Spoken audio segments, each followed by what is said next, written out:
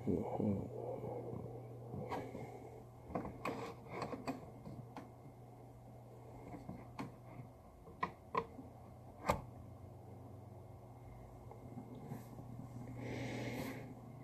بالله من الشيطان الرجيم بسم الله الرحمن الرحيم إن الحمد لله والصلاة والسلام على رسول الله وأصحابه أجمعين أما بعد. Good evening, everybody. I have an inspired talk.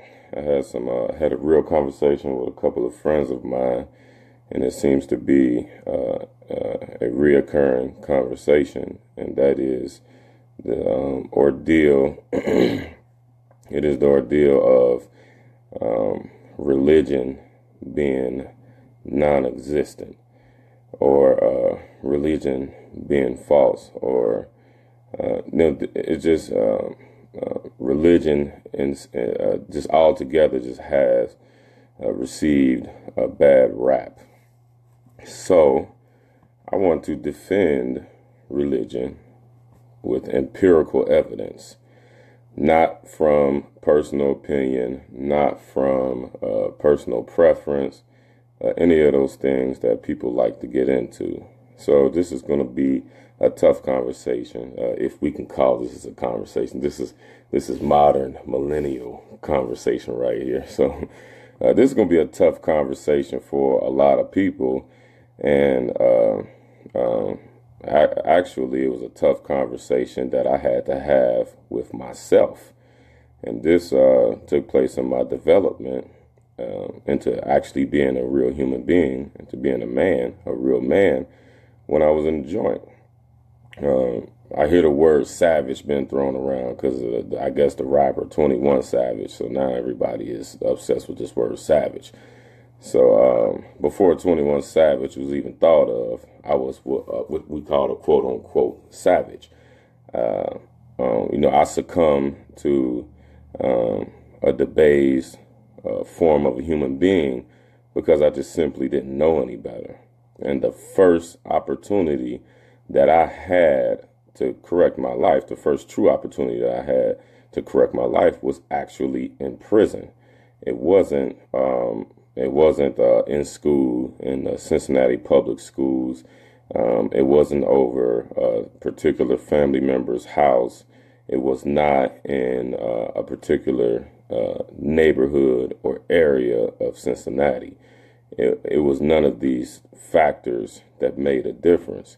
The true thing that made a difference within me, and that can and will make a difference in anybody, is when they are struck by real faith.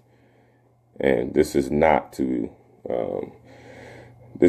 put down anybody's faith, Muslim or non-Muslim, but the problem in today's society is that we either are laxed in religion, or we have done away with religion altogether.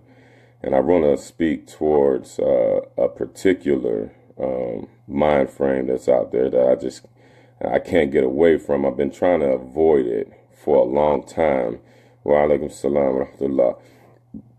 Abdul Samir, big brother, what's going on? I need to come see you. But hold on one second. Let me turn these little vibrations and stuff. Let me turn stuff off. Okay. All right. We should be good now. No noise. All right. So in order for this is going to be a tough conversation. It's going to be a tough live stream for everybody to listen to. But I'm going to try to cover everything full circle.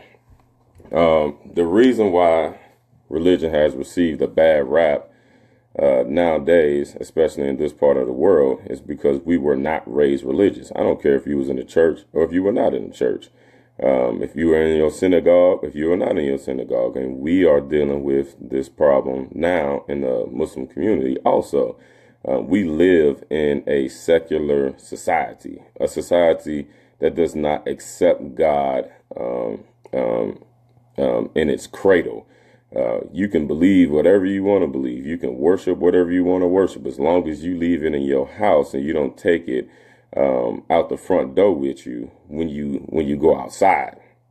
So that is beat across our heads so much that people have become defeated. So people just gave up on the idea of practicing whatever faith it is that they were raised with, or trying to find a faith to practice, because there's a secular stronghold in America that demands that you if you do have a belief system, you keep it in your pocket somewhere and never ever bring it up.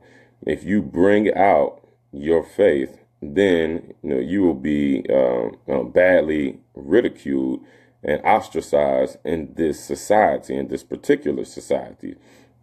So for this reason, religion has received a very bad rap, and a lot of innovated ideologies have crept in because of that. And so I want to put a straightener on this whole idea of irreligiosity, or all religions being bunched all together as false. I'm going to use some, like I said at the beginning, I'm going to deal strictly with empirical evidence. And I want to say this to I want to say this on top of that. I am not a Muslim because of some great awakening. Hey, what's up, Ken? What's up, brother? we gonna get with it. Post post something if I'm not hitting on the area I need to hit on. But I want to share with everybody that if I didn't feel Islam had empirical evidence to support it being a true religion, the one and only true religion, I wouldn't be a Muslim. I wouldn't pray 5 times a day if I did not ascertain through study and through evidence. If I didn't ascertain that Islam was true, then I'd be doing the same thing everybody else is doing. I'd be what they call it. I'd be turned up. I'd be turning up. I would still be smoking. I would still be drinking. I would still be gang banging. I would still be philandering with every beautiful woman that is out there. I would still be robbing people. I would still be selling dope. I would still be shooting people who don't agree with me. These are the things that I was into, before I was struck with true faith. And the only thing that peeled me away from any of this was true faith. It was not that I was tired of the streets, or I was tired of having women problems, or I was tired of selling dope. That stuff is fun. I didn't get tired of that. There was no logical reason. Like me going to prison, as y'all know, when people go to prison, they get worse when they come out. They don't really get better.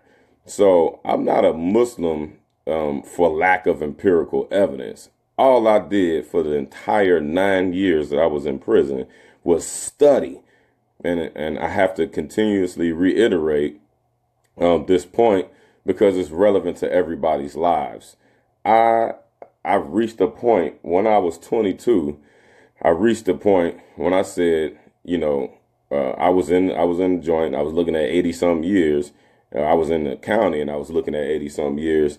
And honestly, I was an atheist. I gave up on Christianity a long time before I, jumped into the streets. So I was an atheist, and I was raised in the church, so I had some type of concept of God, like most people do. But when you come into the broader society, that's challenged because you have to almost cheat, lie, and deceive to get ahead in this type of society, which doesn't mean God does not exist. So I said all that to say, I was going to break out of jail. If they would try to hit me with half of that 80 years that I was facing. I wasn't going to do that. I would have been dead, and y'all would not be watching this live stream right now. I would have been dead gone. I'd have been a headline on the news. My whole plan was to break out of jail. And if I broke out of jail and they caught me and I died, then, I wanted to know if there really was a God. So while I was fighting my case, I did more studying about whether God is true or whether God is not true, as opposed to I did fighting my case.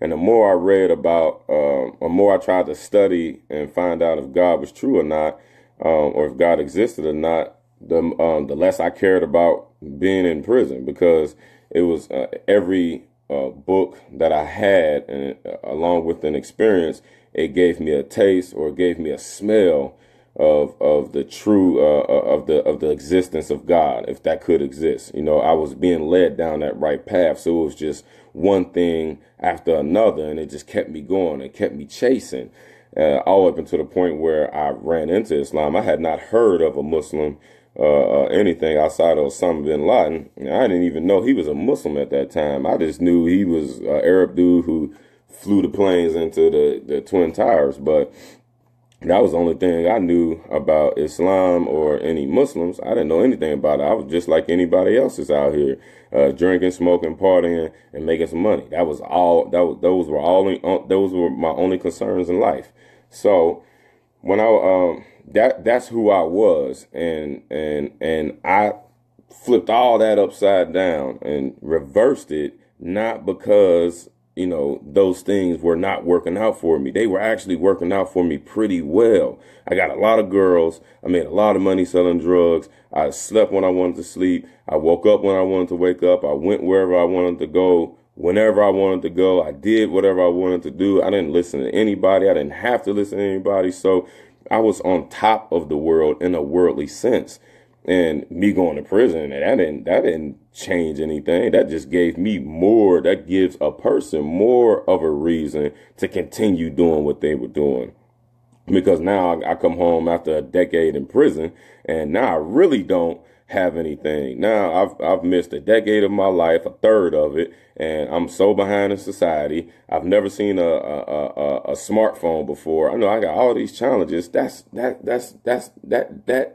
puts gas on the fire of a person to join worldliness even more so, like you see a lot of brothers do. When they come home, they're a better criminal than they was before they came in. They older, they smarter, they've experienced, they've had more experiences, so they know how to move and who to talk to. So they get actually better at being a criminal. So it was none of that stuff that made me become a Muslim. It was strictly empirical evidence that made me become a Muslim, that Allah allowed me to see while I was in prison. And I've been home a year now, mashallah. I've spent this entire year trying to back up my studies in prison, because in prison we don't have the best books. They got some good books, but we don't have the best books. We didn't have the internet. We didn't have any of this. We didn't have any access to all the information that's out here. So a lot of the things like the proof of God's existence, miracles in the Quran and in Islam, the history of Islam, all these different type things, it was all kind of one-sided when I was in. Hey, coach, what's going on? I'm sorry we couldn't see each other today. I would have came out in that rain and got that work, man. But we're going to get it together, man, inshallah. But that's my coach, Keith Chambers, right there. That's our defensive coach. That's a general right there. He's not even a coach. But back to what I was saying. While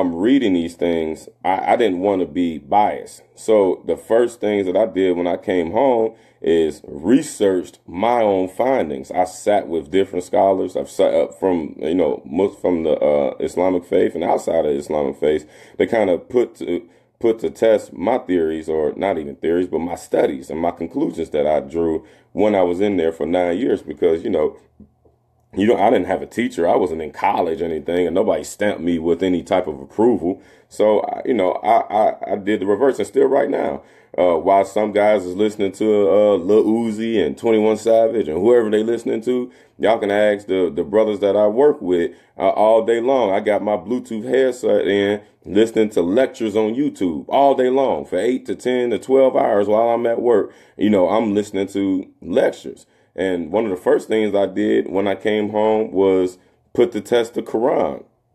I listened to a bunch of lectures from a bunch of acclaimed scholars, Christian scholars and secular and atheist scholars about, I Googled or I put it in the YouTube search engine, is the Quran God's word? And I heard these people out and I listened to them. And had there been a smidget of evidence that proved the Quran to not be from God, Allah subhanahu wa ta'ala, I wouldn't have this beard. I wouldn't have this kufi. I wouldn't have this jalabiyah. I wouldn't have any of this on. I have a red rag on my head. I have some gold teeth in my mouth. And I'd probably be doing the same thing that everybody else is doing on Facebook, pointing guns at everybody in live streams and showing everybody how much money I'm making in the streets. Now, I ain't that stupid, but I was just taking a shot at all those weird individuals that do those kinds of things.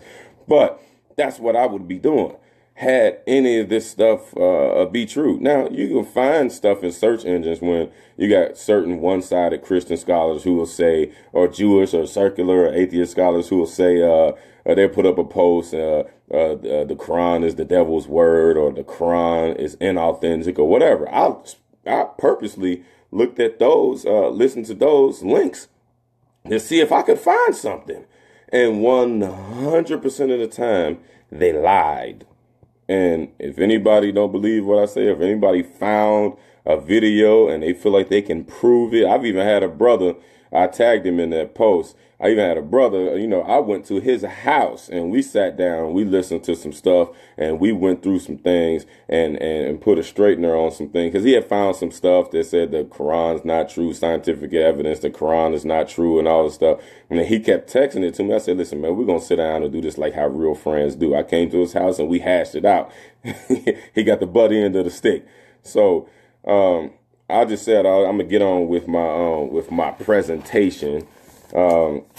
I just wanted to make all of that clear to everybody that I am the most unbiased individual you will ever meet. I'll sit down and hear anybody out. And I had done it for 9 years. 5%ers, Nation of Islam, Christians, Jews, the atheists. I sat and conversated with the best of them. And I still haven't found anything as convincing as Islam. So without further ado, I'm going to begin. The first point that I want to make is I want to put the Holy Quran and Islam in its own category. Excuse me, that's in my eye. I want to put it in its own category because the vast majority of people in America don't know what the Quran is, nor do they know what Islam is. Nobody really actually knows. They have some type of idea, but they know that the Quran is the holy book of the Muslims, but they do not know exactly what this book is. And I'm willing to bet, I believe in our people. I believe in the American people that had they truly know what the Holy Quran is, that they would become Muslim. I believe this. This is why I do the live streams. I don't do the live streams to make myself popular or nothing. What good is that? That's a waste of time. It's 7 or something like that. I got plenty other things I could be doing other than, sitting here doing this and what I do all the time. So, I'm going to bring a verse from the Holy Quran, and this verse is one of many verses that have scientific proof inside of this verse and inside of the Holy Quran itself that proves that this book was not written by a man, that man being Muhammad, sallallahu alaihi wasallam, the prophet that the Muslims follow, nor was it written by any other man. And I'm going to bring it's going to be scientific evidence, straight empirical facts. We ain't dealing with my preference, my opinion, what I like, what I don't like, or anybody else's. This is straight hardcore facts. Bismillahir Rahmanir Rahim. ثم كلي من كل الثمرات فاسلكي سبل ربك ذلولا يخرج من بطونها شراب مختلف ألوانه فيه شفاء للناس إن في ذلك لآيات لقوم يتفكرون. صدق الله العظيم. I'm going to translate this. First, I'm going to show it to everybody. Okay, if y'all can see it, I hope y'all can. My handwriting is sloppy. All right. This verse that I wrote down is a verse from the Holy Quran. It's backwards, so I can see that it's backwards. I don't know if it's showing that it's straight to you all. And excuse my dirty nails and hands. I have a dirty job, but whatever. These verses, these words that I highlighted, these are Arabic words. This word right here is kuli. This word means, I'm sorry. Let me translate this first. This is going to be just a weak translation. God said in the Holy Quran, so eat from all of the fruits and live on the path that your Lord laid down. It is taken from the inside of them a drink that varies in colors, and in it is a healing for mankind.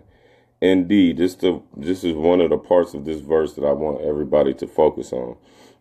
Indeed, inna fi dhalika, indeed, in this verse, la ayatil liqawmi, it is a sign for mankind, yatafakkarun. In this verse is a sign for mankind, yatafakkarun. The word yatafakkarun is, we can translate it in a lot of different ways, but in relevance to what I'm trying to say, this word yatafakkarun means the people who study. The word fikr, it actually means to reflect.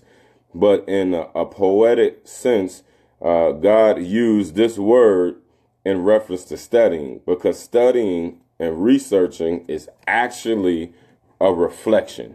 You know, you go and read something, you might read some type of philosophy, but you don't just read that philosophy. You think about it. You let it digest. You debate about it inside of your head. You hit it from every angle that you can possibly hit it from to make sure that this thing is something good to keep or that you should release it. This is what you have to do. It's the difference between reading and comprehending. Reading is just to read something and regurgitate what you're seeing. That's all reading is, which is just the first level of understanding. But to comprehend what it is that you read is where true knowledge and true wisdom comes in at. With this, you got to have some type of grasp on language, whatever language it is that you're studying in, English, Arabic, French, Spanish, whatever the case may be. You have to have some type of stronghold on language. You have to have some type of savviness in history. You have to have some type of understanding of philosophy. All these different factors play into studying and comprehension. That's what this word yatafakkarun. Now, it's actually a plural word for those people that do that. And the traditional Islamic scholars, these people mastered the Arabic language, the dialect that was spoken by the Prophet Muhammad SAW. Mastered it. When I say mastered it, for every one word, if it had 17 different connotations, that 17 different connotations, they knew it by heart. This is how sharp these dudes were. And they would not even allow people to speak on the Quran if they didn't even at first at least grasp the original language that the revelation was given to, which was the dialect of the Prophet Muhammad SAW. And you got scholars out here today that have some understanding of it. So let's get on with it. The significance of those words that I highlighted. The first word, kuli.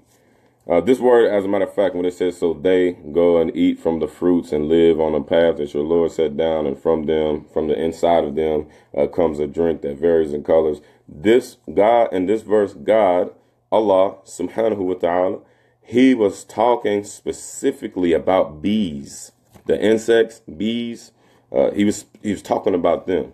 This is a miracle. Now, if y'all don't know, the Prophet Muhammad, sallallahu alaihi wasallam, he came to us in the 7th century as a prophet. In the 7th century. This is 1,500 some odd years ago. How in the world? No, I'm going ahead of myself.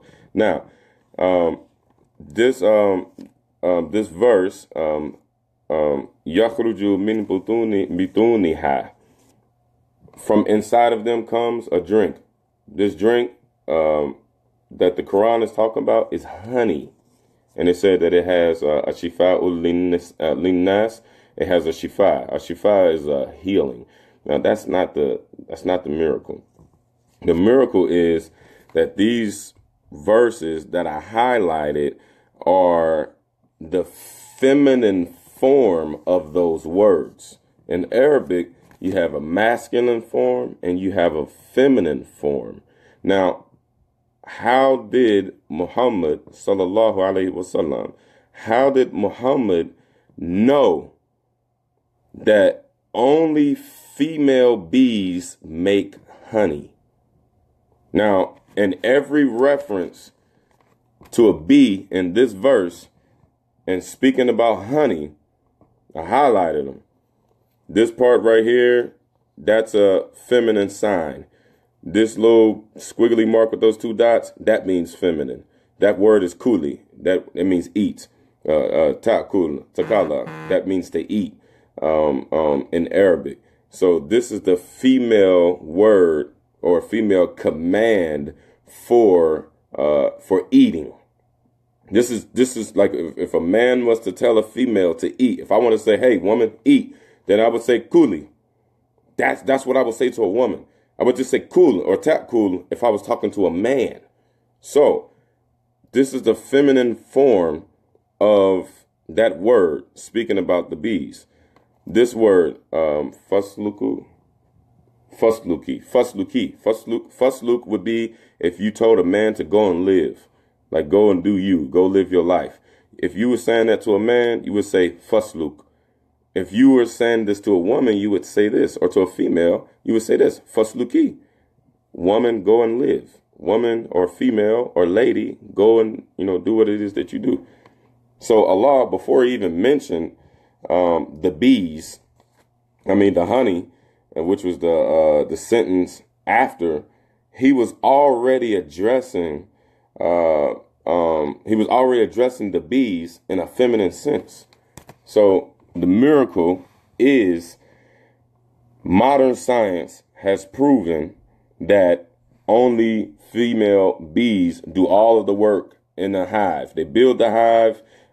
They keep the hive clean. They take care of all the baby bees, the larvae, whatever you want to call them, and they make the honey. They go out and find the honey, and they make the honey.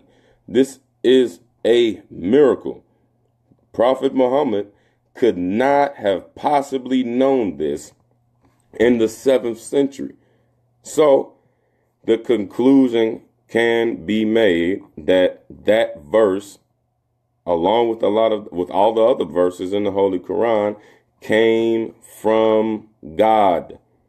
There's no evidence whatsoever that the technology to be microscopes to be able to see bees and see that only female bees can make honey.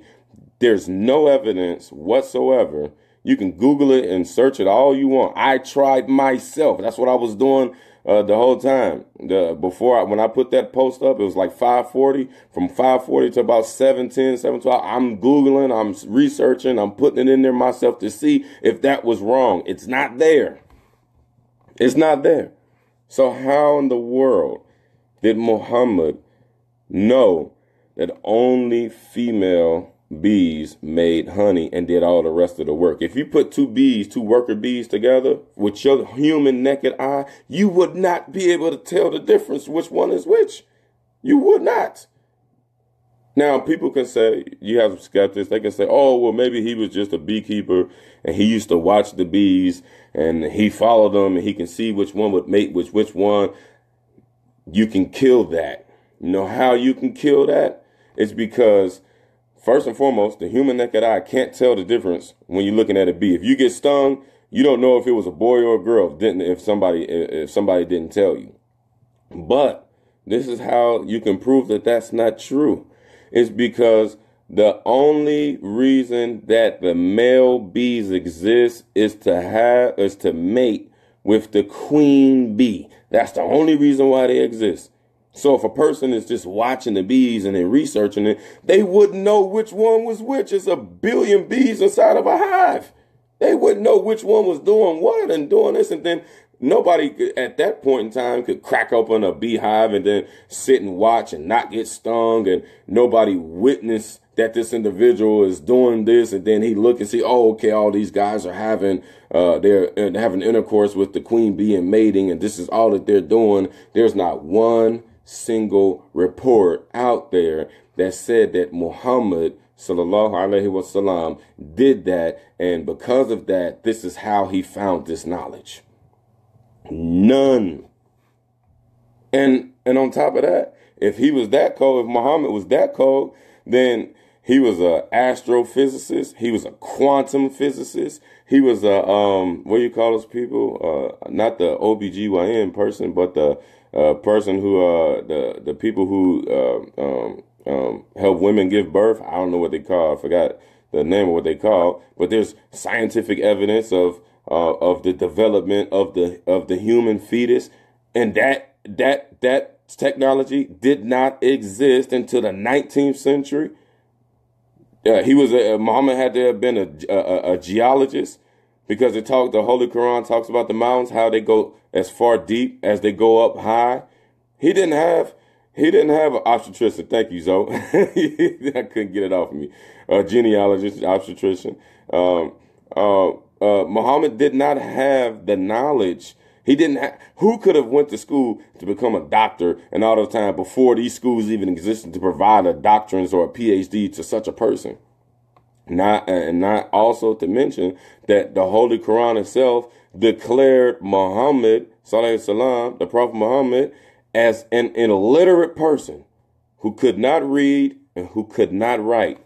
So how could a person who couldn't read, who couldn't write, never went to school, never got a PhD, never got a doctorate, and not to mention these people who get PhDs and they get doctorates and they go and study after that. So they might spend 15 years in school to learn the basis. And then after that, they go and study for 20, 25, 30 years. He was only a prophet for 23 years, I believe. If I'm not mistaken, it was like 23 years from the time when he was 40 to the time he was 63 when he died. And there's not one report from anybody who was around him that said that they saw Muhammad going to school, learning about the bees, learning genealogy, learning to be an obstetrician, learn all these scientific miracles. There's hundreds of them inside of the Quran. There's not one report saying that Muhammad went and studied this, but you find over 1 million reports about other things that Muhammad did. How did they leave that out? The scientific evidence that's inside of the Quran. Do you not think that if people could prove Muhammad wrong before he got the ball rolling, before Islam took off and became the largest religion in the world and all these people converted to it, and then they took over the whole entire world for over 1,000 years, don't you think if people could have proved him wrong, they would have done that? Muhammad came in a time period when people was drinking, they were smoking, they were fornicating, they were doing whatever they want to do. Kind of similar to what we see today. Don't you think, who wants to stop doing that? Those people stop, dropped, and roll. When they got the verse that they could not have sex without being married, them dudes used to have 20, 30 women. They used to free all of them and keep one of them. Who gonna do that if they're not stricken with faith, or if this is, or if it was fake? You gonna give up their entire world to get what? Nothing. People are not giving up the world. People are not getting married and settling down and stop drinking. All the fun that the world has to offer. People are not leaving those things because it's not true. They're not doing that because of that. Because if it wasn't true, then I'm gonna keep doing me. I'm gonna keep doing whatever I wanted to do. Fast forward. Hope I was clear about that. That was my first point. And to close my first point, um, um, um, because of this verse and other verses like it, scientific proof, scientific predictions that did not exist in the time of the Prophet Muhammad SAW, and we can ascertain them now. We can confirm them now, 1,500 years later. We can conclude with a good mind that this book came from some supernatural being. If I keep using the word God, for people who don't believe in God or believe in a certain form or interpretation of God, then this conversation can not be taken appropriately. So obviously, Muhammad had some type of supernatural backing, and we can call that supernatural backing whatever you want. We call it Allah.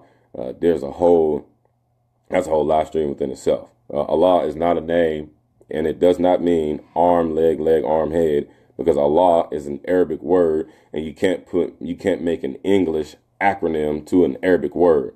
My point is, the word arm in Arabic is not arm, so it can't start with an A. So you can't make an acronym out of that. And I know a lot of people say Allah means arm, leg, arm, head. It does not. It means al-la. Al means the. It's classical Arabic for singling out a particular thing to make it special. You know how when guys say when you watch the football game and they ask what college the football players went to, and they say, I went to the Ohio State University. You know, they emphasize the. They want everybody to know that Ohio State is in its class of its own. This existed inside of Arabic language long before Ohio State ever existed. So al, it just means the. La means la just simply means a thing that is worshipped. It means deity. That's all la means. So al-la, which altogether means Allah, that this means the only thing that is supposed to be worshipped. So Allah in the Quran and Islam never doubted that people made other gods. Doesn't mean that those gods are actually God, but they made other gods. So with that being said, the scientific evidence inside of the Holy Quran proves that there is and there was a supernatural power behind the construction of that book. So I don't know about the word alpha. There's no P in Arabic, Zoe. So I don't know. The Greeks, I know that's a Greek term, but I don't know if the Greeks borrowed al from Arabic or not. But I know fa, I think it comes from the word fi, which is like 5. So I don't know if there's some type of significance with that, but it's not Arabic though. So moving on,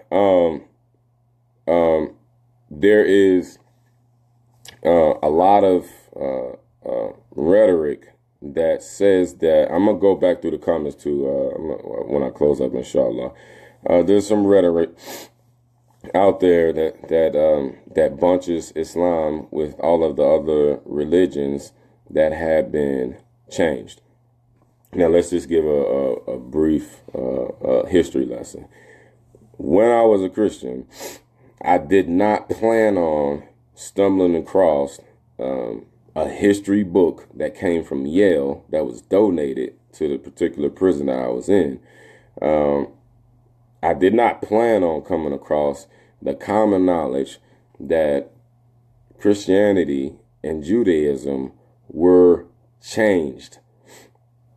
And then simultaneously, I read inside of the Holy Quran that Allah said that the Jews and the Christians changed the books from its original words. So the Quran said that before I had even discovered it myself in a history book. So, and you can Google it, you can put it in YouTube. The internet is littered with the history of Christianity in the Bible and how many times it was changed, added to, taken away from, so on and so forth. I don't want to go too far deeper than that. But since people have found that out, they have associated Islam with that same black eye. I like to say that Islam has taken a black eye for Christianity's failure on protecting the revelation. It was never supposed to be reserved anyway because, oh, Zoe, you know about Constantine. Well, since the brother Zoe mentioned Constantine, we're just going to throw it out there. Go and Google the Nicene Creed, Nicene, Nicene Creed. Google that. It took place in the 4th century of Christianity, where Constantine, a pagan sun worshiper, got tired of all of the Christians and pagans fighting over who was going to have which way and in the society. Excuse me. So he made a bunch of bishops sit down in a room and go and make Christianity. This is basically what happened. I'm going to save you a lot of time reading it. Sorry to break a lot of hearts. It broke my heart. I was raised as a Christian. My entire family is a Christian. When I found this out, I could not deny the truth. That would be like me looking in the mirror and saying that I'm not looking at myself. That's delusional. I've read this out of many different books, and that was one of the first things I did when I came home to confirm that that was true. I Googled it. I put it in YouTube. You can find it all there. It's in the Encyclopedia Britannica. Kenneth. The Council of Nicaea in 325.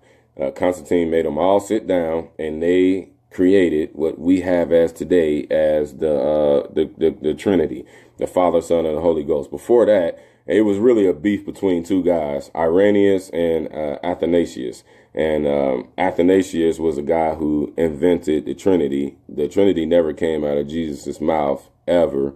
So Irenaeus was a follower of the original followers of Jesus. And Jesus' whole entire message was there was one God and that he was a prophet, day of judgment, do good as you can so that you can go on a day of judgment. Same thing that Islam teaches. And Jesus is in the Quran for any people who's looking at this, and the same message is in the side of the Quran. Athanasius was from Alexandria, Egypt, and I don't know, history doesn't tell us where he got the idea of the 3-in-1 concept. God the Father, Jesus the Son, and this mysterious Holy Ghost. He made that up. That was more close to paganism, with having more than one thing to worship, with having having more than one thing to worship. That was closer to paganism, which was the head of the day in the time of Constantine. So he made it law. And anybody who did not agree with the Trinity, he burned them literally alive. And that's why the whole entire Western world are Christians. That's just the raw facts of the history. Google it, research it, do like the verse said, tafakkur, reflect on it, whatever you want the case may be. That's how we got the form of Christianity that we have today. It didn't even exist in the time of Jesus. But my next point is Islam did not suffer that type of abuse. The Holy Quran that we have today is the same exact Holy Quran that Muhammad had, right or wrong. If the Quran is 100% wrong, it's 100% original and wrong, which it isn't. But given benefit of the doubt, if it's 100% wrong, it's the original wrong that Muhammad brought to the earth. And we can prove that. That's a whole nother live stream. I hope y'all can go back and look at the series. I did a 3-part series on what is the Quran. Inshallah, I'm gonna go a little bit deeper. It got a pretty good response. A lot of people watched it because people really want to know what the Holy Quran is. So, but the rhetoric that is out there is that because this is the general idea of the rhetoric, is that Muslims are doing terrorism. And since Muslims are doing terrorism, then this means that Islam is not true. Okay, so let's put some math to that. Not even 1% of the entire Muslim world, which is about 2 billion, not even 1% of those 2 billion Muslims in the world are terrorists. Now, in like respect, we don't say that everybody who is a Christian is a slave owner. We don't say that. We don't put that on Christianity in the Bible or any other religion. We don't do that. You know, CNN and Fox News has an agenda. They know that the Muslims ruled the world for over 1,000 years, and sadly, and wrongly, Muslims own slaves. And the majority of the slaves that the Muslims own were white folks. And they're afraid of that for whatever reason. They don't want Islam to take surface again. They know if they do, then they get kicked out. They get kicked off the table from eating. That's just what it all boils down to. The only one thing that can unite, that can seriously, truly unite mankind is Islam. That's the only thing that has ever united mankind was Islam. Africa has a significant Muslim population. India, America, Europe, everywhere in the world, there's a significant Muslim population. And all of those 2 billion people follow one book. Are there different denominations of Islam? Yes. But the difference between Islam and Christianity and Judaism and all these other isms is that we have our original sources. We have them. One being the Quran, 2 being the Sunnah. The Sunnah of the Prophet Muhammad SAW is the recordings of his life. There is no Sunnah in Christianity. You don't have 1 million reports on how Jesus ate, how Jesus slept, how Jesus dealt with his wives, how Jesus dealt with politics, how Jesus dealt with business, how Jesus dealt with economy, how Jesus dealt with the workforce. You don't have that with Buddha, Jesus, Stalin, whatever ism or religion, way of life, whatever the case may be. It's 100% incomplete because it was somehow constructed by man. In Islam, we know all the details of Muhammad's life. This dude was a prophet. So people followed him everywhere he went. And you can only imagine if God sent us a holy man and then this guy started performing miracles and our naked eyes are seeing it, you'll be following him too. They stood outside of his house. They threw rocks at his window in the middle of the night. When he walked out to go get some water, they stood next to him to see how he got water because this man was being given divine guidance by God, Allah himself. So that cured mankind's problems. When they were thinking like, hey, I wonder if God exists. I wonder if in the meantime, I'm going to drink, I'm going to smoke, I'm going to do whatever I want to do. Next thing you know, a prophet come out of nowhere. And when a prophet come out of nowhere, now it's like, oh, I'm not lost anymore. So, people attach themselves to that. We have over 100, I think it's like 100,000 people who were there with the Prophet Muhammad. I could be wrong about that number, but I know it's a outrageously, ridiculously insane number. It's called the Ilm al-Hadith. If you really want to know about Islam, and I've seen videos on people converted to Islam from going and trying to study this. They had Orientalists that knew that to unlock the true knowledge in Islam, you had to go into the Ilm al-Hadith, the science of the Hadith. The Hadith is, I did a live stream yesterday called Hadith for the Hood. A Hadith is the report of what the Prophet did, what he said, what he didn't say, what he didn't do, what he liked, what he disliked, what he approved of, disapproved of. He had, at any given time, 100 people around him who watched what he did, when he did it, and how he did it, and they reported it. And when they reported it to however many people. They reported, and it just kept going and going and going and going and going and going and going until this day. And if you don't believe me, you can inbox me or call me on Messenger right when this live stream ends, and I'll take you to two people that I know of. I'll take you straight to them.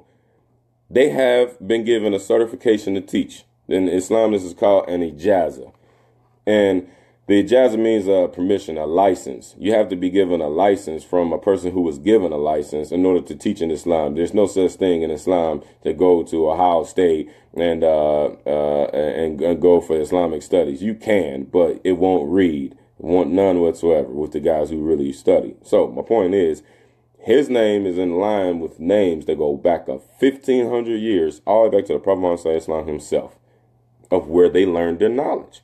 Prophet Muhammad got it from God. Prophet Muhammad got it from Angel Gabriel. Angel Gabriel got it from God. God gave it to Prophet Muhammad. Prophet Muhammad gave it to his companions, his friends. Their friends gave it to their friends, so on and so forth.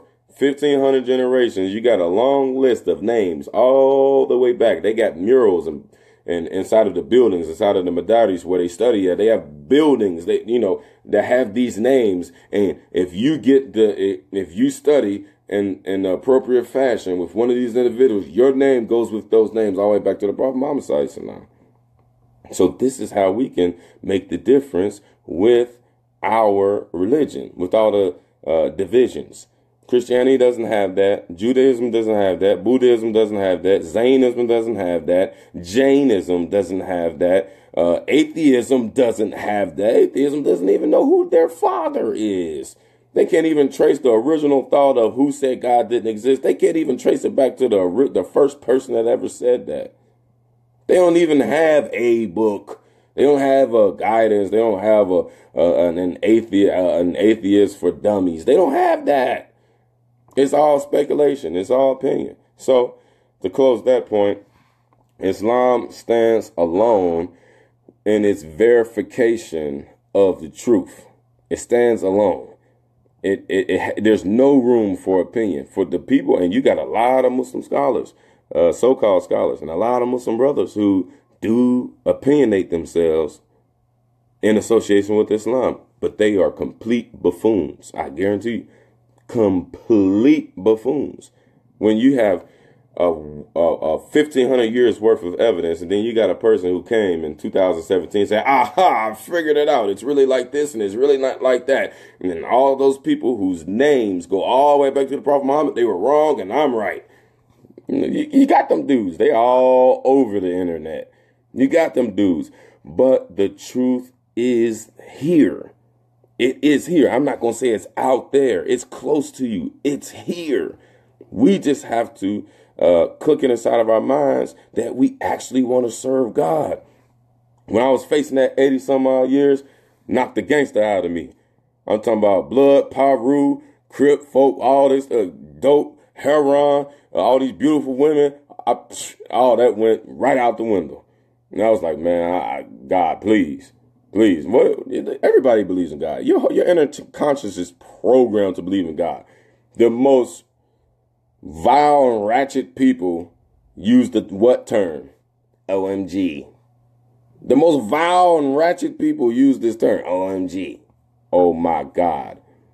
Well, why are you saying this? Your whole life is a reflection of disbelief in God. But what is coming out your mouth every Facebook post? OMG. When somebody's about to get into a car accident, what do they think? Oh, my God. Or when somebody's scared, oh, my God. Your conscience is pre-programmed to believe in God, which is another live stream from the other day. So closing that point. My last point, and then I'm going to try to go through some of these comments, inshallah. Religion. This dirty, dirty, dirty word, religion.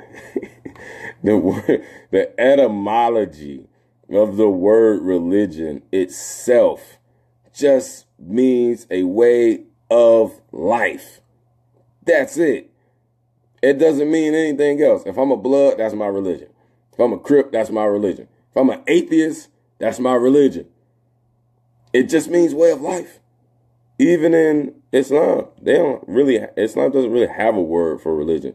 But you hear people all the time say, man, you need to get on your deen, or I wasn't on my deen. That's Islamic culture. Because inside of the Holy Quran, Allah subhanahu wa ta'ala referred to the way of life of a believer as his deen. Deen in Arabic, it just means an account. So in the poetic sense, on how Allah, God, was using human language, Arabic, he used the word account in reference to your life, because you're going to be adding and subtracting a lot of things, just like your bank account. You're going to be adding and subtracting a lot of things, adding good deeds and subtracting good deeds when you do bad things. So this is your account. On the day of judgment, you're going to come before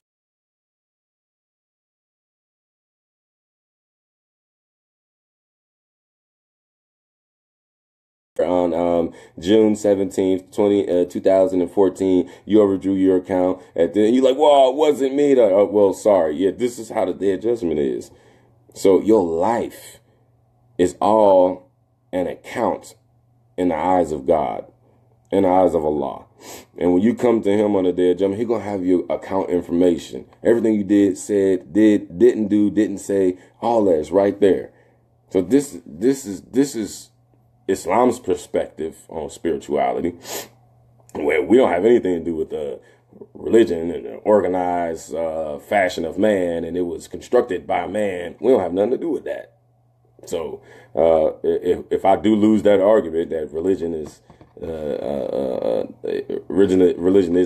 irrelevant, if I do lose that argument, still win, because Islam doesn't say that. We don't have a word for religion in our religion. We use the word deen. Like we always say, hey, brother, you need to get on your deen. You need to be mindful of your account, what you putting in there, what you taking out of there.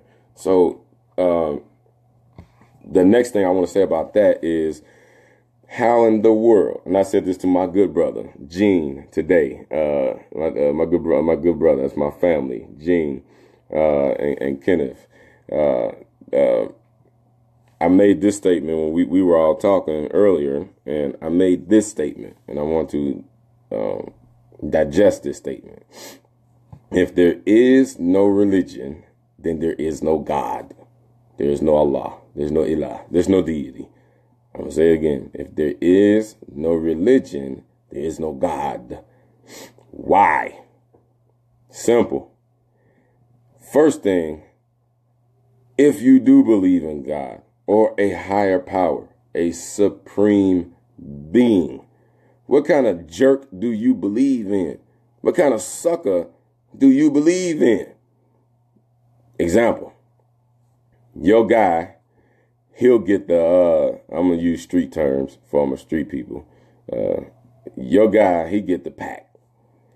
And he don't tell you where he get the pack from. So you mad at him. You're like, man, come on, bro. You eating? And you ain't gonna let me eat? You gonna tell me where you got it from? You ain't gonna tell me? Well, and then he's your dude if he tells you where he got it from, if he cut you in. Now, if you have any belief in a supreme higher being, how you believe that this supreme most high left you down here confused, not knowing what to do, and then will turn around and punish you in this world and the next world, if you didn't do what you were supposed to do. So if you believe in a supreme being, how on earth could you believe that your supreme being did not tell you how to be a human being, and he left you down here to just figure it out? This is the thought process of all the backwards people in society. All the crazy, outlandish things, crimes that we see on a daily basis. We see these things and be like, man, what in the world is wrong with that dude? He didn't have any belief. I know each and every person who's watching this and who will watch this has done something and will do something that is going to be reflective of you not having any belief, me included. This is human nature. So I said all that to say, God exists because good exists. Just the simple fact that the word good in Arabic, khair, the word good, tayyib, good, this word is proof in and of itself that God exists. And everybody agrees on good. Everybody agrees that this is a word. If you agree that the word good is a word, then you believe in God. I'm sorry, I just extorted your intellect in that statement. But that's true. Why? Why is it true? How do you know good is good? How do you know this? How do you know bad is bad? If somebody rapes a person, they be like, oh, man, dude raped him, man, he a sucker. Or if somebody like the guy, that crazy dude from Cleveland that walked up to that poor old man and just shot him. Why is everybody mad about that if God doesn't exist? If God doesn't exist, then that was not a bad act, nor was it a good act. It doesn't matter.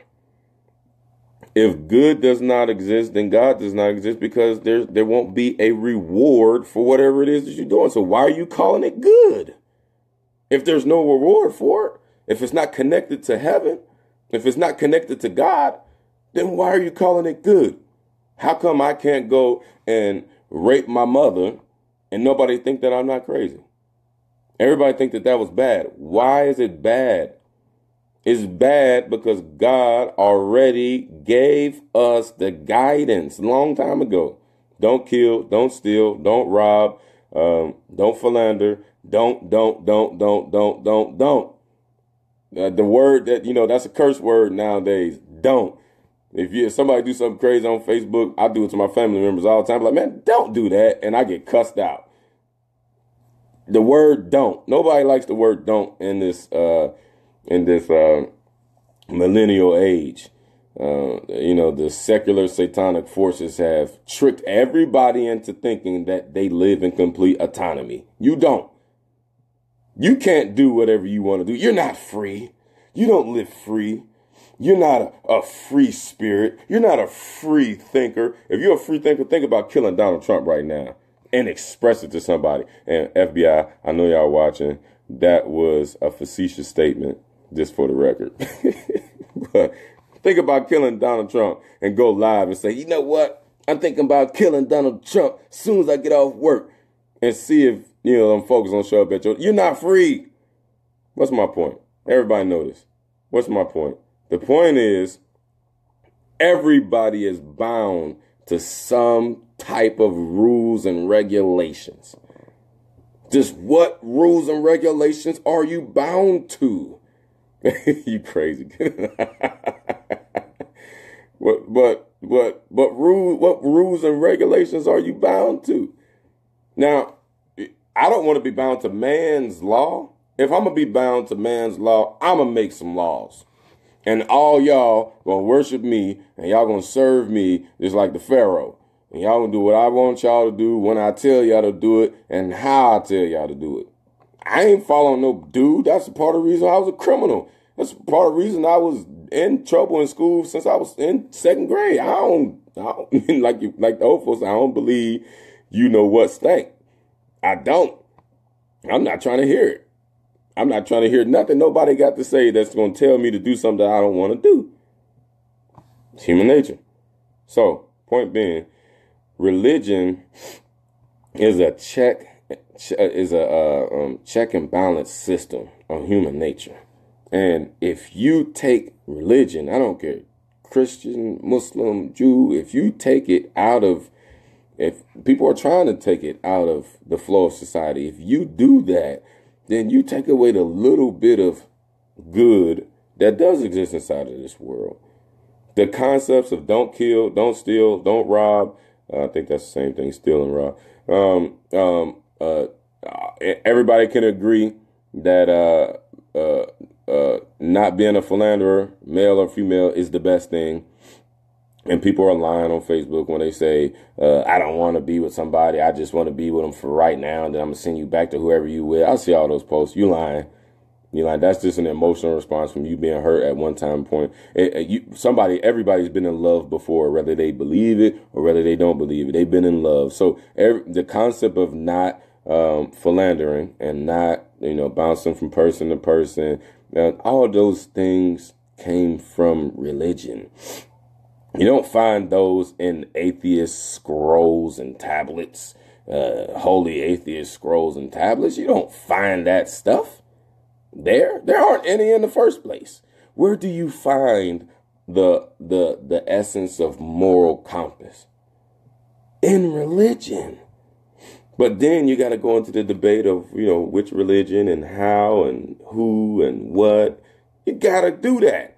We spend time in life becoming PhDs and doctors and engineers and business owners and, all this prestige inside of this world when your life, which is your spirit, is left unaccounted for.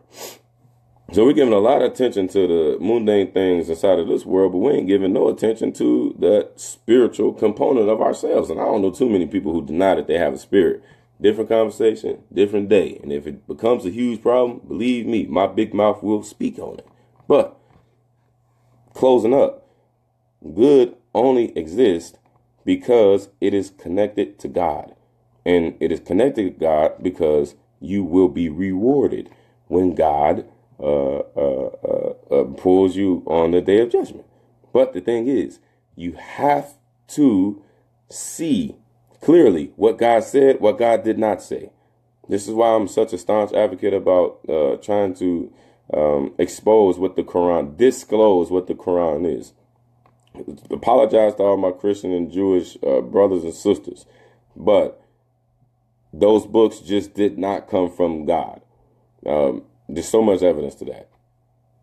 In short, contradictions.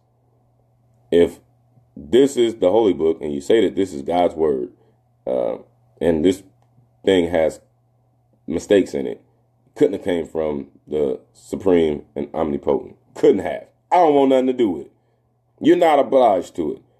And don't be blind. I was having a good conversation with a good friend of mine, went to high school, and they said, I sent them a video of a prominent scholar that was exposing this.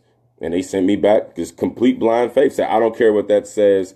God is bigger than science. God is bigger than science. God is bigger than everything. He created science. We can't be backwards minded. It can't be separate like how it is in some philosophies in life. God is the creator of everything, of good, bad, evil, really, really good, very good, beautiful, ugly. God created it all. It's illogical that there could have been another creator. It's illogical. Allah says inside the Quran, he gave us some more game. He gave us some more guidance because he knows mankind's mind straight. God said inside the Holy Quran, had there been another God, then definitely the universe would have clashed. An example is what? Say the sun god and the moon god get mad at each other. Then the universe doesn't have the sun and the moon for however long they're mad at each other. Everything mathematically and logically flows back to one God. In Islam, we say La ilaha illallah. No. Ilaha, deity, thing that is worshipped. Illallah, except God. Except God. Why? This is logical. Just like in the Trinity. What if, given benefit of the doubt, what if Jesus did tell everybody to worship him and that he was God's son? If God is the big dog in the whole ordeal, does God not have the right to disagree? All these people can come and Jesus can be like, yeah, man, I told these people to worship me and, that I was your son. Can God not change his mind? I don't care how grimy and dirty it is. This is God. This is the omnipotent, the highest of all high. Can God not say, man, get missing? I ain't tell you that. Get on out of here. Why God need an intermediary? He don't need any. He don't. There's no conditions on God forgiving somebody. If you want to forgive somebody, you're forgiven. Simple as that. God doesn't have a condition. That's a human. That's a creation. That's something of this world, something of this universe. God isn't subject to what it is he created. It's like saying Henry Ford is equal to the car. That the car can disobey Henry Ford or whoever else it is.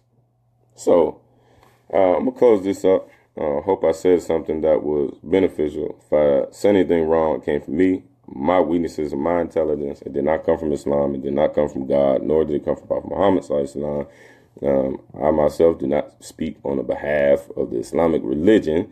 I'm just sharing with everybody what I've learned, some things I went through. Let me see what's up with some of these comments. The brother Zoe and Zoe Kenneth was looking like they was getting it in. Okay, hold on 1 second.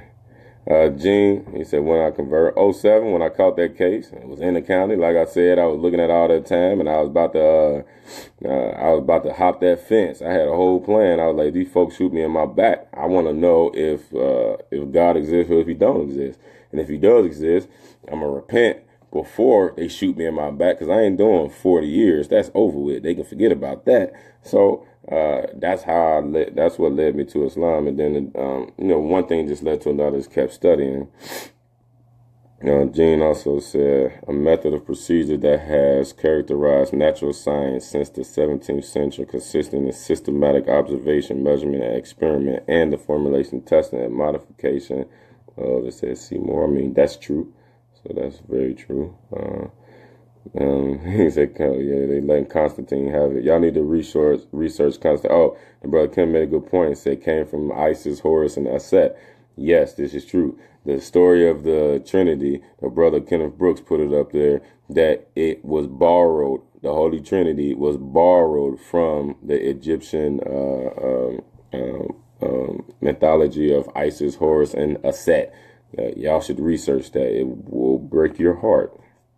Zoe said, sound like black people in crime. So Muslims own slaves also. They still do today. That's very true. Now, let's deal with that, because this is a big thing with the black community. Islam did away with slavery. And I'm just going to put it real short. God, when he sent us the Quran, he dealt with every aspect of life. He dealt with all the weaknesses inside of man, from as far as you can go. Homosexuality, drug use, alcohol abuse, cussing people out, everything you think of. Owning slaves is one of the defects of mankind. God dealt with that. So God, that's such a intricate thing to the human psyche. As we know, it's generational. So God understands man's mind. So he know that he couldn't tell man to stop doing something cold turkey. He couldn't say, hey, man, don't own no more slaves. He didn't do that. So he tricked mankind. People believed in the Prophet Muhammad Sallallahu, they believed the Holy Quran was coming from God, so he was willing to do whatever the Quran said, despite them knowing that they were not strong enough to take on some of the revelation. So what did God say about the slaves? He said, okay, yeah, y'all can own some slaves, but when y'all own slaves, yeah, they got to eat what you eat. They got to do what you do. They got to live how you live. They got to sleep where you sleep, so on and so on, et cetera, et cetera. Now, if you had a slave woman and you were, with her, you shouldn't have been with her. Now, that's not your, she either gets her freedom from you or that's your wife.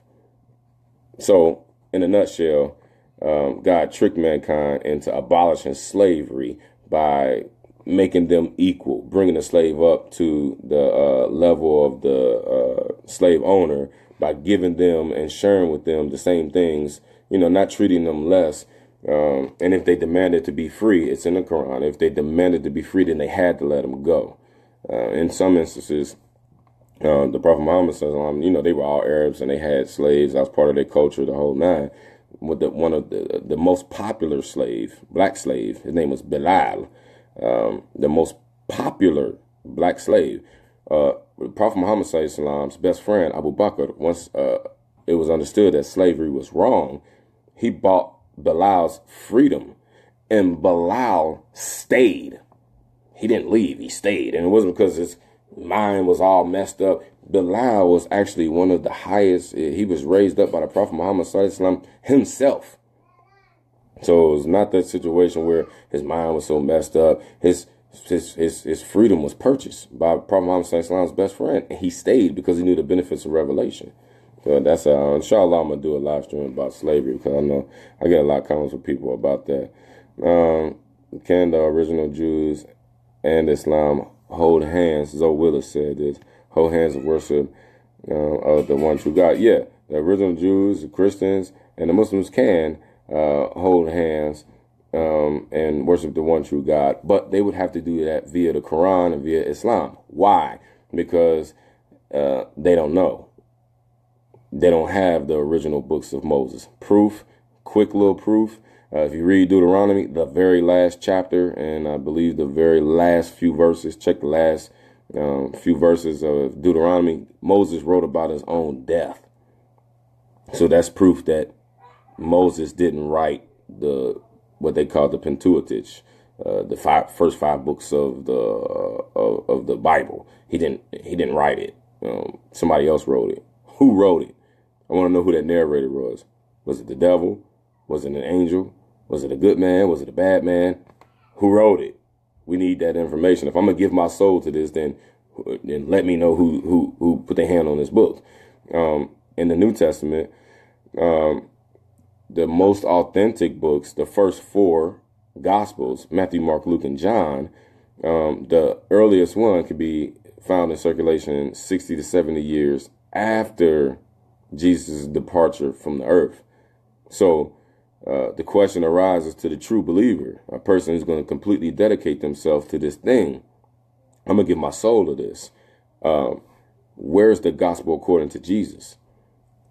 And you can find it in the history of the New Testament, the writing of the New Testament, that those four authors are anonymous. The best I've seen is some people tried to make close associations to some of the disciples of Jesus. And okay, we'll give benefit of the doubt. Big problem. Who is the link in that gap from Jesus' departure to that 60 years when the first book, I think it was Matthew or Mark, they disagree, came into circulation? It wasn't even finished. It was just like, this is when it was began and people got hip to it and all that. Who was the link? I'm going to tell you, I'm going to save you a lot of time. You can still go research it if you want to. It's there. Make me a liar if you want to try. It doesn't exist. It's actually a course in biblical study, and it's called the theory of Quell. Quell is a German word that means anonymous. They do not know. All of the scholars, the best Jewish and Christian scholars, cannot find you the person, the one link that Matthew or Mark, whichever one whoever says wants to say came first, they cannot find the link of the link that they had to Jesus to be able to prove that this actually might have come from Jesus. So yes, Jews and Christians can hold hand, but the Jews and Christians and the Muslims can hold hand, but the Jews and Christians have to convert to Islam because we have the original books, the original scriptures. When people say the original Jews and the original Christians, we good with them. The Holy Quran even says that they're going to have their reward on the day of judgment. That is those people who lived with Moses and in a short time after, who lived with Abraham and a short time after, with Jesus and a short time after, because they still had the revelation. It was fresh. None of those individuals wrote a book. They had a book, which was their revelation, but we don't have the gospel according to Abraham, the gospel according to Moses, the Bible according to Jesus. It doesn't exist. The languages that those illustrious prophets spoke is not even spoken anymore. The modern day Yiddish, which people like to call Hebrew, it's not Hebrew. Jesus, he didn't even speak Hebrew. He didn't speak Greek or Latin, which the Bibles began, the New Testaments began in Latin and Greek. Where is the gospel according to Jesus in his native tongue, which was Aramaic? Find me that book and we can open up a better conversation. But until then, why not go with the book that has its original language, it's in its original form, and it's proven to be unadulterated? Why not choose it? Why not choose it? I mean, that just make plain logical sense. Why would I choose something that's skeptical as opposed to choosing something that's factual? Doesn't make sense. So more. Oh yeah, I seen your comment too. Ken Brooks said that. Oh yeah, that Jesus guy. Okay, for all the people who don't believe Jesus in existence, I've been seeing some stuff on the internet. And people, I don't know where people get these ideas. They just throw stuff out here because they want a lot of attention on the internet. And they say, oh, how do you know Jesus existed? Well, how do you know Abraham Lincoln existed? How do you know George Washington existed? How do you know whoever it is in the past that you didn't meet, that you didn't see, how do you know any of them existed? There's a huge problem with this, and the Islamic scholars dealt with it. This is how they dealt with it. When people begin to attack the sciences that man uses to confirm history, then nothing is true. So if I say, oh, how I know Jesus even existed? Well, then, we have oral reports, so many, so that it's illogical that these people could have possibly lied. How can you get people to come together on a lie like that? Millions and gazillions of people. It don't make sense. It don't make sense. That doesn't mean a lot of people don't tell a lie and people don't carry off that lie. It doesn't mean that. What I'm saying is, if we begin to question the existence of history itself, then 5 minutes ago doesn't exist, because some people might not have seen it 5 minutes ago. So just because they didn't see it 5 minutes ago, does that mean 5 minutes ago didn't exist? No, we can't attack history in that way. We can just attack the details of history. If we want to talk about the Korean War, we have to read all the different sources, credible sources of the Korean War. And once you're done studying that and you want to teach people about the Korean War, you're going to teach people from your perspective and what you drew off of with all your different sources. We can't just keep throwing the baby out with the bathwater just because we're spiritually frustrated and there's a lot of worldly things distracting us from our spirituality. That's the real problem. People want to destroy religion because they just simply want to do what they want to do. They don't want to do what God said do. It's not fun to do what God said do. I can't have sex with whoever I want to have sex with. I can't drink. I can't smoke. I can't shoot people, rob people, sell dope. All the excuses that we make to make ourselves feel better for a moment. That's all we're doing is chasing a high for a moment. And then we just keep, we stack those different highs. And then we think we can get so many of these different highs that it'll last forever. And then then next thing you know, you 40 years old, still talking about, yeah, bro, I'm trying to get my pack up. Oh, I'm trying to start this business. You don't never find any peace inside of your head because you're chasing something and trying to grasp something that is never been to be grasped. Go down. Hey, my big cousin, Mikael, Amik, Israel. Peace, good brother. The God gene. Yeah, that is a important thing.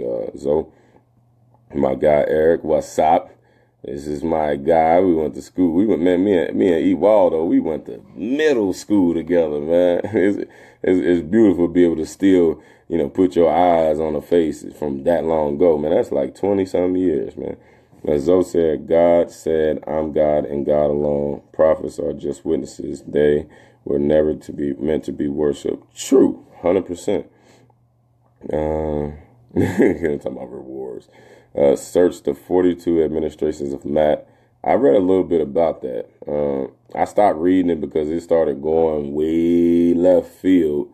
And I've wasted my time on a lot of those types of books before, but it was interesting. I probably will find some time to finish it. Brother Kenneth. Okay. I don't see any questions. I wasn't trying to argue with you, brother. I was actually on your side. Oh yeah. I'm hip. We was on the same page. I'm hip. And I know you have a open mind, Kenneth Brooks. I know you got an open mind, and a lot of the stuff that we always discuss when we messaging each other, we actually giving game to the people. When people see these things and they have two strong minds coming together and, steel sharpening the steel, and people might not like it or might not send us a friend request, but they saw it. They saw that hawk. So, yeah, we on the same page, big bro. Appreciate it, bro. Let me see. Ken said, I learned a little in Afghanistan when I was in the war. Man, I didn't know you was over there. Alhamdulillah, you back, man. And, not dying for other people's wealth, man. Alhamdulillah, you survived that. Say it was a lot of radicals. Okay, yeah. Yeah, there were a lot of radicals. There's a lot of radicals in those war areas. Now, one thing I want everybody to know about that is the generations have been broken. They're in slavery now. Those forces that are attacking the Muslim lands, they've destroyed the generation. So You got those people that came about with the terrorism and stuff. They just frustrated. They can't fight no other kind of way. And so, if you lose in a fight, if a dude got you on the ground and y'all was duking it square to square at first, and then he got the best of you and he pounding you out and he ain't stopping, what you gonna do? You gonna kick him between the legs. I'm not advocating kicking people between the legs, FBI. I'm not advocating it. I'm just saying this is the psyche of those people. They didn't have anything really before the bombs fell on them. So, and then you got some people that's taking advantage of that. The vast majority of Muslims don't believe any of that. If we did, I'd be blowing everybody up. I'm not finna blow anybody up, FBI. But I'm saying, if this was mainstream Islam, then the whole world would not exist, because at least half of the 2 billion Muslims that's out here would have been put suicide vests on. And don't you think if Islam truly believed that you can get paradise for killing yourself and a whole bunch of other people, do you not think that we'll do it? We do it. That's not to say that the people who have done it, Allah knows best about it, but it's not to say that those people that didn't believe that. But I'm saying, if this was the mainstream belief, don't you think at least 1 billion of the Muslims would have done this, got it all over with? And if we truly believe we got paradise from it, then the whole world would have been blown out of the universe, because 1 billion Muslims would have strapped themselves up with suicide vests and went straight to heaven. Forget what y'all talking about. CNN, Fox News, forget what y'all talking about. I'm going to heaven, so I'm going to blow all y'all up. If this was the mainstream Islam, then this country wouldn't even be here. So, so it depends on who writing. In my eyes, you can write lies off of your agenda. That is very true. We have Islam has a system that actually makes that impossible. It's that thing I mentioned before called the ilmul hadith. It's the hardest thing to learn in the entire world. It's harder than trigonometry, I guarantee you. I'm studying it now. Brother Zoe said, but was a sin 100 years ago may not be a sin now, or a law 100 years ago may not be a law now. It's agendas in my eyes. Okay. Yeah, if you're dealing with systems of order outside of Islam, a sin probably isn't a sin 100 years ago. Like the Catholics, they changed the Protestants changed the law of priests getting married. That was the reason why the Catholics and the Protestants split. Is because the real Martin Luther felt like, hey, people should get married. And whoever started the Catholic religion was like, no, men can't get married. And they disagreed, so they changed it. So yeah, that's true. But the laws in Islam has never changed. They have never, ever changed. Are there people out there who are trying to say that it did? Yes. But are these people fools? Are they buffoons? Yes. Because if you look at the origin of Islam, you're just going to see consistency from right now all the way back to 1,500 years ago. It's complete consistency. It hasn't changed. The prayer, we pray 5 times a day. We say the same exact words that the Prophet Muhammad SAW said. You can get 5 people. You can get an Indian who don't speak English, a Chinese person who doesn't speak English, an American person who speaks English, an African person who doesn't speak English, and you can tell them to show us the Muslim prayer. And when they show you the Muslim prayer, they're going to do the same exact thing. That's how you know this came from God. And God even said in the Holy Quran that he was going to protect this religion from adultery, from being changed. He said he was going to protect it. And this is exactly what we see 1,500 years later. What's going on, big fella? Steven Yarbrough. It's our defensive tackle, defensive end. I thank everybody. It is time for me to do what I was just telling y'all. It's time for me to pray. So I thank everybody for tuning in, for giving me some time out of y'all's day. May Allah subhanahu wa ta'ala reward everybody who took this hour and some change out to sit here and build. This is what we're supposed to do with social media. And may Allah Ta'ala guide everybody towards the haqq. And may Allah Ta'ala take the veils off of our hearts and off of our eyes and off of our ears, and allow the truth to seep in and bring us the benefit of this world, the divine benefit of this world and the next world. I repeat, anything I said wrong, please correct me. I deal with strictly facts. And if I say anything wrong, it doesn't come from God, his prophet, his book, or his religion. أقول قولي هذا وأستغفر الله ولا إله إلا الله. Assalamu alaikum wa rahmatullah. Y'all have a good night and a good weekend.